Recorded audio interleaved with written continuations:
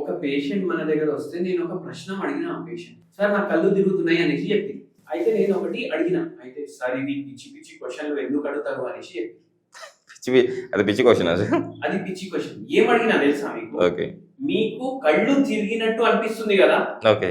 ఇప్పుడు మీరు ఎక్కడికి వస్తున్నారు సార్ నీరసంగా ఉంటే కళ్ళు తిరుగుతాయి కదా.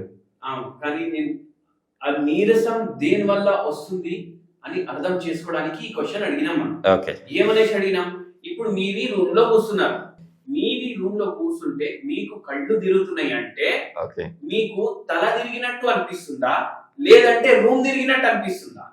రూమే తిరిగినట్టు అనిపిస్తుంది సార్. రూమే తిరిగినట్టు అనిపిస్తుంది అనేసి మీరు చెప్పారు కదా. ఆ పేషెంట్ కి ఏం అనుకున్నారంటే ఏంది పిచ్చి క్వశ్చన్ సార్ అనేసి. ఓకే. అయితే ఏందంటే మీకు కళ్ళు తిరిగినట్టు అనిపిస్తుంది అనుకోండి, ఓకే. మీకు డిహైడ్రేషన్ కూడా ఉండొచ్చు, ఓకే.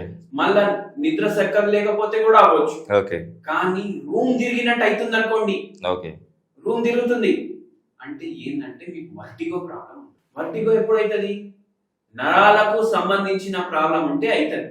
ఓకే. ఎందుకు? సర్వైకల్ స్పాండిలోసిస్ అంటారు. సర్వైకల్ స్పాండిలోసిస్ అయితే కళ్ళు తిరుగుడు ఎట్లా రూమ్ తిరిగినట్టు ఓకే అట్లా అవుతుంది.